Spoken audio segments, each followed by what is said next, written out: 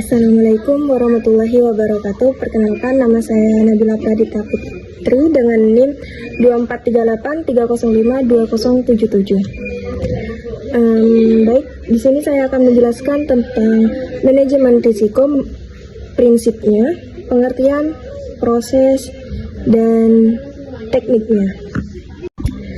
Baik, materi yang pertama, pengertian manajemen risiko. Manajemen risiko adalah proses sistematis untuk mengidentifikasi risiko, menganalisis risiko, mengevaluasi risiko, dan mengendalikan risiko. Tujuannya untuk meminimalkan kerugian dan memaksimalkan peluang.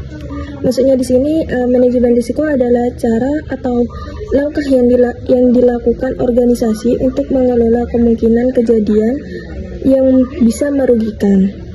Tidak hanya menghindari kerugian, tapi juga melihat peluang. Contohnya, usaha makanan bisa mengalami risiko seperti bahan basi atau sepi pelanggan atau sepi pembeli. Ya. Selanjutnya, tujuan manajemen risiko. Tujuan di sini ada 4. Yang pertama, mengurangi potensi kerugian. Yang kedua, meningkatkan pengambilan keputusan. Yang ketiga, melindungi aset dan reputasi. Dan yang keempat, menjamin keberlangsungan organisasi.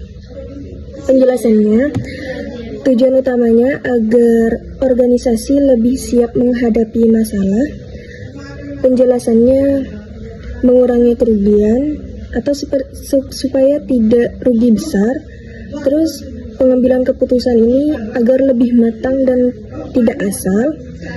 Lalu melindungi aset ini juga menjaga uang, barang, terus nama baik, dan yang terakhir keberlangsungan usaha ini untuk bisnis tetap jalan. Lalu prinsip manajemen risiko. Prinsip manajemen risiko ini meliputi yang pertama, terintegrasi dalam semua aktivitas organisasi. Yang kedua, terstruktur dan menyeluruh. Yang ketiga, disesuaikan dengan kebutuhan organisasi. Yang keempat, inklusif atau melibatkan pihak terkait. Lalu dinamis, menyesuaikan perubahan. Dan yang terakhir, berdasarkan informasi yang terbaik.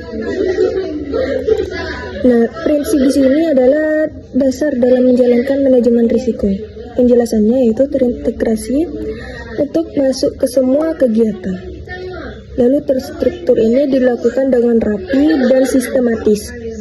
Lalu ini disesuaikan, yaitu beda organisasi, beda cara. Inklusif ini di sini melibatkan banyak pihak. Lalu dinamis bisa berubah sesuai kondisi, dan informasi baik itu pakai data yang akurat. Lalu prinsip tambahan. Prinsip tambahan ini ada 3. Memperhatikan faktor manusia dan budaya. Yang kedua, tamparan dan komunikatif. Dan yang terakhir, berkelanjutan atau continuous improvement. Penjelasannya di sini, prinsip ini melengkapi agar manajemen risiko ini lebih efektif. Faktor manusia ini dalam prinsip tambahan karena manusia bisa jadi penyebab risiko. Transparan ini harus jelas dan terbuka, dan berkelanjutan ini terus diperbaiki dari waktu ke waktu. Lalu proses manajemen risiko. Proses utama itu terdiri dari 5. Yang pertama, identifikasi risiko. Yang kedua, analisis risiko. Yang ketiga, evaluasi risiko. Yang keempat, penanganan risiko. Dan yang terakhir, monitoring dan review. Proses manajemen ini adalah untuk langkah-langkah dalam mengelola risiko dari awal sampai akhir.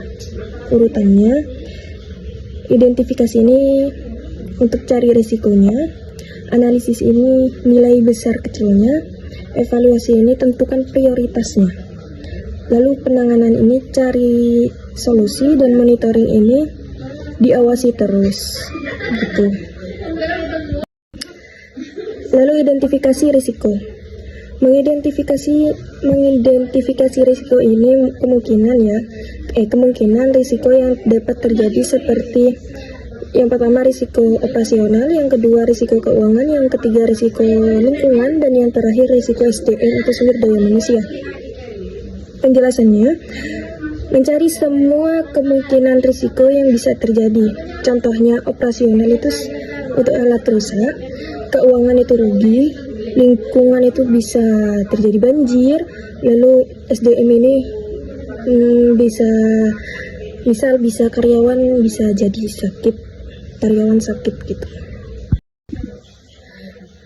Lalu analisis risiko. Analisis risiko ini menilai kemungkinan terjadinya risiko, dampak yang ditimbulkan, lalu biasanya menggunakan skala rendah, sedang, dan tinggi.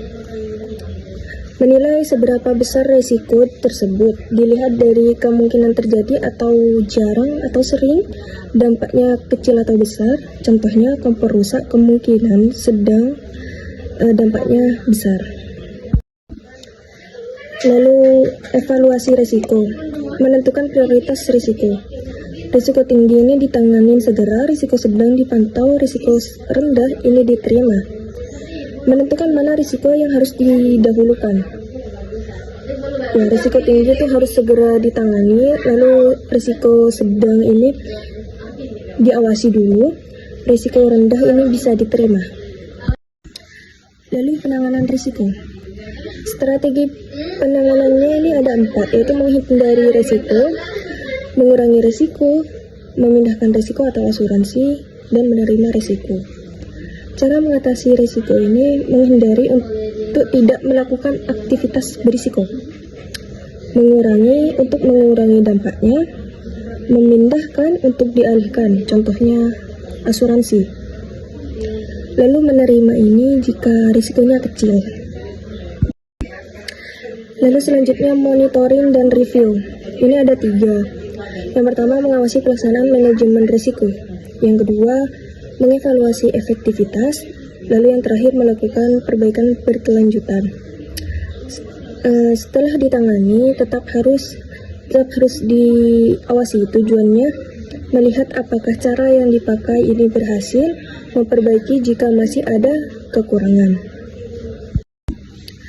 Lalu teknik manajemen risiko. Beberapa teknik yang digunakan ini ada 5. Yang pertama brainstorming, yang kedua SWOT analisis, yang ketiga risk matrix, yang keempat checklist, dan yang terakhir diagram sebab akibat atau fishbone. Alat bantu untuk mengelola risiko. Brainstorming ini untuk diskusi cari ide, SWOT ini analisis kekuatan dan kelemahan, risk matrix ini menilai tingkat risiko, checklist ini daftar risiko, dan flashbone untuk mencari penyebab masalah. Nah, lalu contoh matriksnya ini, contoh risk matrix, ada 2, menggabungkan kemungkinan dan dampak, lalu digunakan untuk menentukan tingkat risiko, atau tambahan tabel kecil, rendah, sedang, dan tinggi. Penjelasannya, risk matrix adalah tabel untuk melihat tingkat risiko berdasarkan kemungkinan atau probability, lalu dampak atau impact, hasilnya rendah, sedang, dan tinggi. Lalu yang terakhir adalah kesimpulan.